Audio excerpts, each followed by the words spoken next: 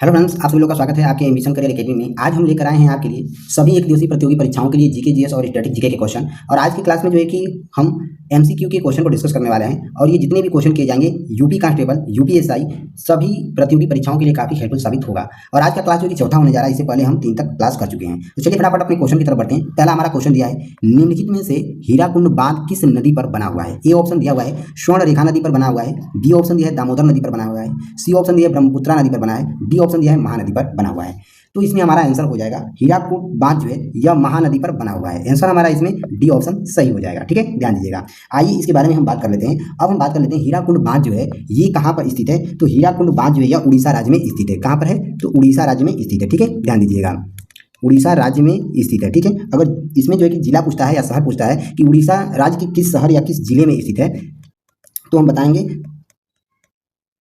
संभलपुर जिले में ये स्थित है। ठीक है, ध्यान दीजिएगा। और ये जो है ये दुनिया के सबसे लंबे मिट्टी के बांध में से एक माना जाता है। ठीक है, ध्यान दीजिएगा। और इस बांध का उद्देश्य क्या है? तो इस बांध का उद्देश्य जो है कि बाढ़ को रोकना है, बाढ़ को रोकना है और बिजली पैदा करना है। ठीक है, ध्यान दीजिएगा। अब इसमें यह पूछता है कि हीराकुंड बांध का निर्माण कब हुआ था। ठीक है, अगर निर्माण की बात करता है, इसका निर्माण कब हुआ था, तो निर्माण जब पूछेगा तो हम बताएंगे कि 1948 में जो है कि इसका निर्माण करने के लिए शुरू किया गया था। ठीक है, शुरू हुआ था। और ये 1953 में जो है कि पूरा हुआ था। 1953 में इसका कार्य जो है कि पूरा हुआ था और 1957 में इसका उद्घाटन हुआ था। ठीक है, अब यहाँ पर पूछता है कि इसका लंबाई कितना है, हीराकुंड बांध का जो कि लंबाई कितना है, तो इसकी लंबाई जो है कि 25.8 किमी है। ठीक है, ध्यान दीजिएगा। चलिए नेक्स्ट क्वेश्चन की तरफ बढ़ते हैं। नेक्स्ट क्वेश्चन दिया हुआ है, निम्नलिखित में से 58वां टाइगर रिजर्व कौन सा है? चलिए बताइए फटाफट। ए ऑप्शन दिया हुआ है गुरु घासीदास टाइगर रिजर्व है, बी ऑप्शन दिया है रानी गांव टाइगर रिजर्व है, सी ऑप्शन दिया है राता पानी टाइगर रिजर्व है, डी ऑप्शन दिया है माधव टाइगर रिजर्व है। तो इसमें हमारा आंसर हो जाएगा 58वां टाइगर रिजर्व जो है कि माधव टाइगर रिजर्व है। आंसर हमारा इसमें डी ऑप्शन सही हो जाएगा। ठीक है, आइए इसके बारे में हम थोड़ी सी चर्चा कर लेते हैं। ये जो माधव टाइगर रिजर्व है ये 58वां टाइगर रिजर्व है। ठीक है, ध्यान दीजिएगा। अब हम बात करें, ये सबसे पुराना ये सबसे नया टाइगर रिजर्व है। ठीक है, सबसे नया टाइगर रिजर्व यही है, सबसे नया टाइगर रिजर्व है। अभी हाल ये 58वां अभी हाल ही में बना है। ठीक है, अब इसमें पूछता है कि 58वां टाइगर रिजर्व जो है कि ये कहाँ पर स्थित है, कहाँ पर स्थित है, तो हम बताएंगे मध्य प्रदेश में, मध्य प्रदेश राज्य के शिवपुरी जिले में ये स्थित है। ठीक है, ध्यान दीजिएगा। जिला पूछता है तो शिवपुरी जिला हो जाएगा, अगर राज्य पूछता है तो मध्य प्रदेश हो जाएगा। ठीक है, ध्यान दीजिएगा। इसकी स्थापना की अगर हम बात करें, इसकी स्थापना कब हुआ था, तो 9 मार्च 2025 को केंद्रीय पर्यावरण मंत्री भूपेंद्र यादव द्वारा जो है कि माधव 58वां टाइगर रिजर्व घोषित किया गया था। ठीक है, मंत्री भूपेंद्र यादव के द्वारा। ठीक है, ध्यान दीजिएगा।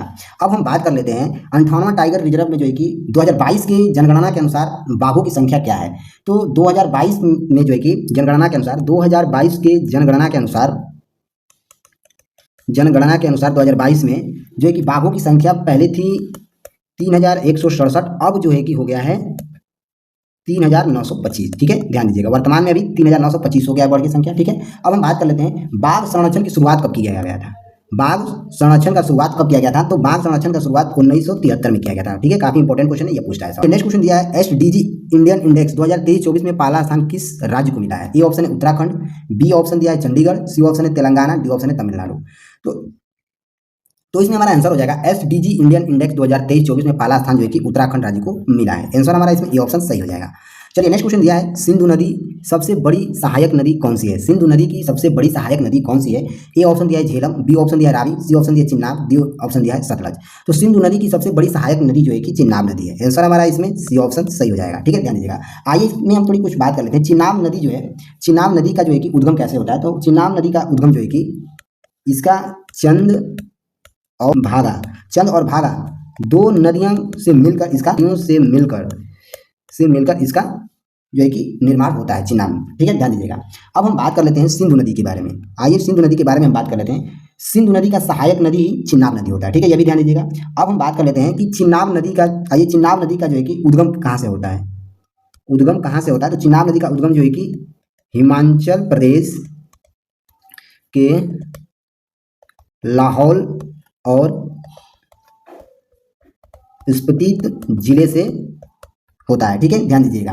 अब हम बात कर लेते हैं चिनाब नदी का लंबाई कितना है। तो चिनाब नदी का लंबाई अगर पूछता है, चिनाब नदी का अगर लंबाई पूछता है तो लगभग 960 से 1200 किलोमीटर है, ठीक है, ध्यान दीजिएगा। अब हम बात कर लेते हैं सिंधु नदी के बारे में, ठीक है। सिंधु नदी जो है इसे इंडस नदी भी कहा जाता है, ठीक है, इंडस नदी भी कहा जाता है। सिंधु नदी को इंडस नदी भी कहा जाता है, ध्यान दीजिएगा, ठीक है। और ये एशिया की सबसे लंबी नदी है। सिंधु नदी जो है कि यह एशिया की सबसे लंबी नदी है, ठीक है, ध्यान दीजिएगा। और ये कहाँ पर बहती है अगर पूछता है, सिंधु नदी कहाँ पर बहती है, तो ये पाकिस्तान में बहता है, ठीक है, ध्यान दीजिएगा। और यहीं पर सिंधु नदी जो दिया है, यहीं पर जो है कि यहीं पर सिंधु घाटी सभ्यता का विकास हुआ था, ठीक है, ध्यान दीजिएगा। यहीं पर सिंधु घाटी सभ्यता का विकास हुआ था, ठीक है, ध्यान दीजिएगा। आइए सिंधु नदी के सहायक नदियों के बारे में हम बात कर लेते हैं। सिंधु नदी के सहायक नदियां कौन कौन से हैं। तो सिंधु नदी के सहायक नदियां जो है कि झेलम है, उसके बाद चिनाब है, उसके बाद रावी है, उसके बाद ब्यास नदी है, उसके बाद सतलुज नदी है, ठीक है, ध्यान दीजिएगा। चलिए नेक्स्ट क्वेश्चन की तरफ बढ़ते हैं। नेक्स्ट क्वेश्चन दिया है कैंगा परमाणु ऊर्जा संयंत्र किस राज्य में स्थित है। ए ऑप्शन दिया है महाराष्ट्र में, बी ऑप्शन दिया है तमिलनाडु में, सी ऑप्शन है कर्नाटक में, डी ऑप्शन है राजस्थान में। तो कैंगा परमाणु ऊर्जा संयंत्र जो है कि यह कर्नाटक राज्य में स्थित है। आंसर हमारा इसमें सी ऑप्शन सही हो जाएगा।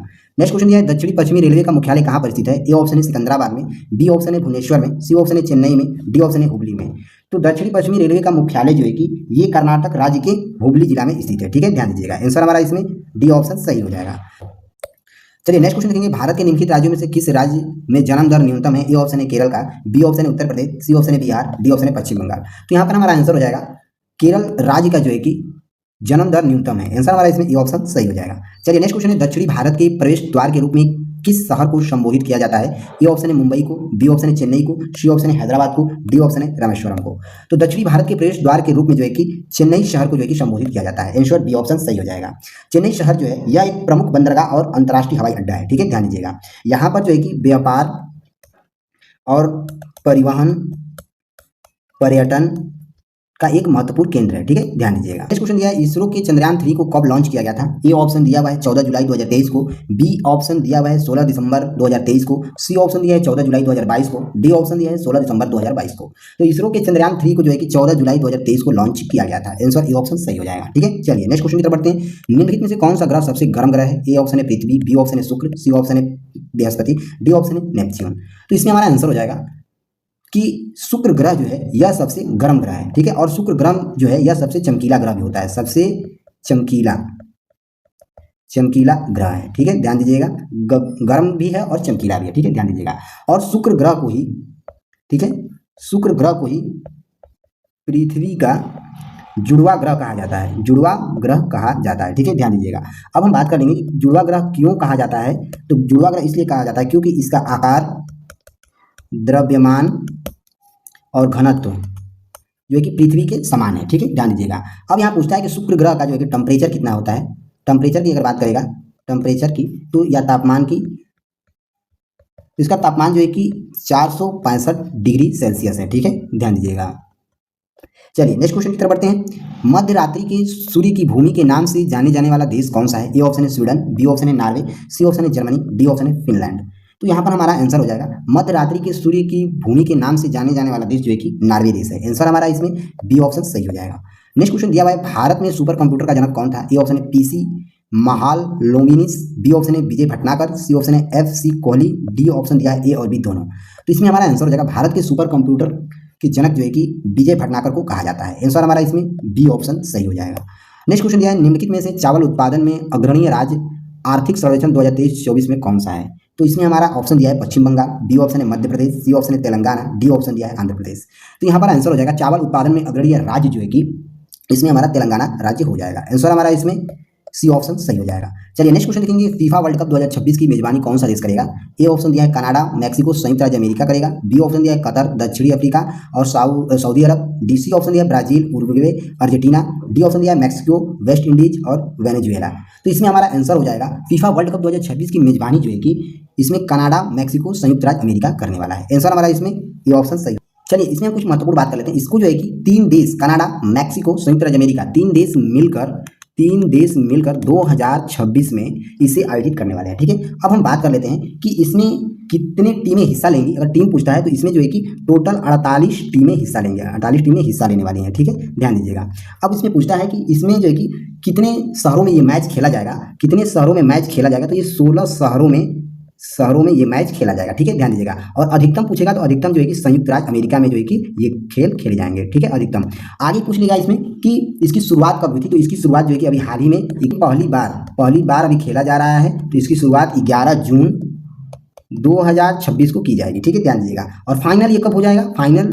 फाइनल की बात करेगा तो 19 जुलाई 2026 को ये फाइनल हो जाएगा। ठीक है, चलिए नेक्स्ट क्वेश्चन की तरफ बढ़ते हैं। नेक्स्ट क्वेश्चन दिया हुआ है हमारा, किस देश में कोयले का सर्वोच्च भंडार है? ए ऑप्शन है रूस में, बी ऑप्शन है भारत में, सी ऑप्शन है चीन में, डी ऑप्शन है यूएसए में। तो यहाँ पर हमारा आंसर हो जाएगा यूएसए देश में जो है कि कोयला का सर्वोच्च भंडार है। आंसर डी ऑप्शन सही हो जाएगा।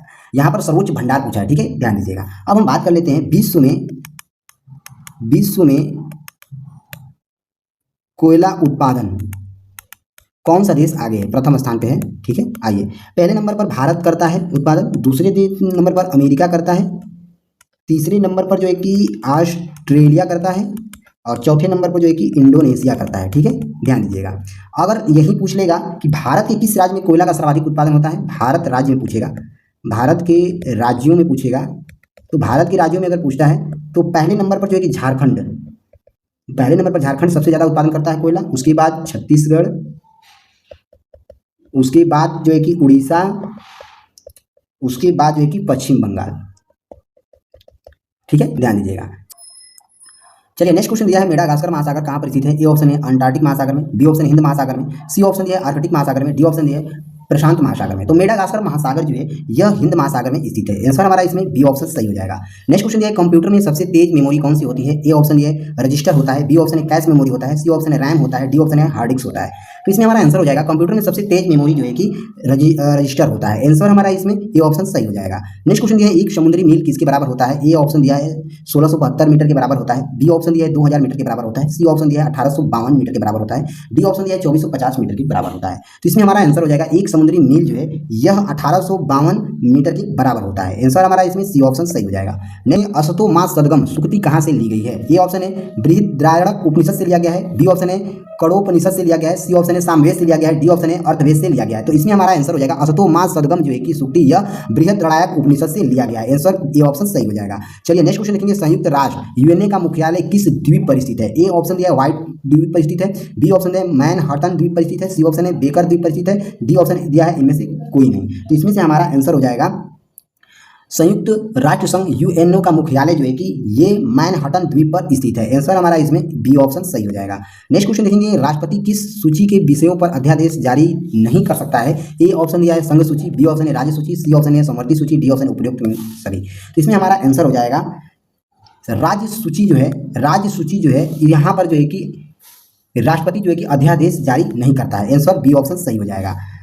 चलिए नेक्स्ट क्वेश्चन दिया हुआ है, ब्लू माउंटेन पीक भारत के किस राज्य में स्थित है? ए ऑप्शन है केरल में, बी ऑप्शन है मेघालय में, सी ऑप्शन है मिजोरम में, डी ऑप्शन है नागालैंड में। तो यहाँ पर हमारा आंसर हो जाएगा ब्लू माउंटेन पीक जो है यह मिजोरम में स्थित है। आंसर हमारा इसमें सी ऑप्शन सही हो जाएगा। ठीक है, मिजोरम के, और इसी देख एक बात ये भी ध्यान दीजिएगा, ब्लू माउंटेन पीक को फैंग पुई के नाम से भी जाना जाता है। ठीक है, या इसका दूसरा नाम फैंग पुई भी है। ठीक है, ध्यान दीजिएगा। और ये मिजोरम की सबसे ऊंची चोटी है। ठीक है, ध्यान दीजिएगा, मिजोरम की सबसे ऊंची चोटी है। ठीक है, ध्यान दीजिएगा। और यह दक्षिणी पूर्वी